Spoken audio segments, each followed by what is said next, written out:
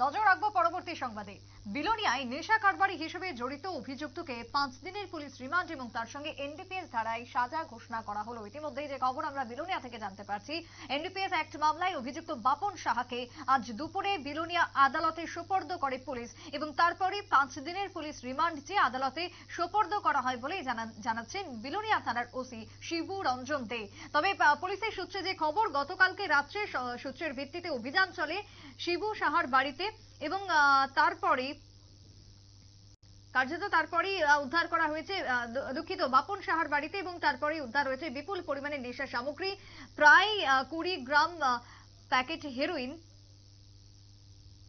155টি brown sugar থেকে শুরু করে 2টি মোবাইল, নগদ 4100 টাকা উদ্ধার করেছে পুলিশ এবং ইতিমধ্যেই আজকে তাকে আদালতে সোপর্দ। 5 দিনের পুলিশ রিমান্ডের আর্জি। পুলিশের কি বক্তব্য উঠে এসেছে, ধৃতকে পুলিশের রিমান্ডে রাখার পর গতকালকের অভিযান নিয়ে কি জানিয়েছেন পুলিশ, শোনাবো।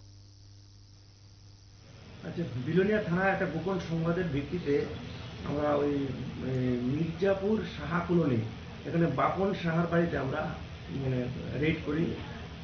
সেখানে আমাদের এসডিও সাহেব ছিলেন।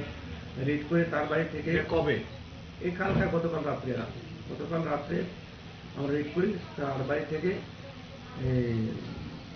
20.20 গ্রাম সাসপেক্টেড টু বি হিরোইন পাওয়া যায়, আর 2টো মোবাইল পাওয়া যায়, এমটি ভাওয়াল, যে আমার পোটার যে ভাওয়ালগুলো আছে না, আমি বলি এমটি ভাওয়াল 155টা ভাওয়াল পাওয়া যায়, যেগুলোতে ড্রাগস থাকে, এবং ক্যাশ যেগুলো যে সেলের টাকা 4100 টাকা আমরা বাজেট করি, শেষ করে নিয়েছি এবং ওই বাপন সাহাকে আমরা অ্যারেস্ট করি। তো আজকে তাকে আমরা আদালতে ফরওয়ার্ড করবো পুলিশ রিমান্ড চেয়ে, যে তার সাথে এই ড্রাগস কারবারের সাথে কারা যুক্ত আছে সেগুলো আমরা বার করেছি। 5 দিনের রিমান্ড। এই তো HC 22B 25 27A 29 NDPS অ্যাক্টে আমরা মামলা দিয়েছি।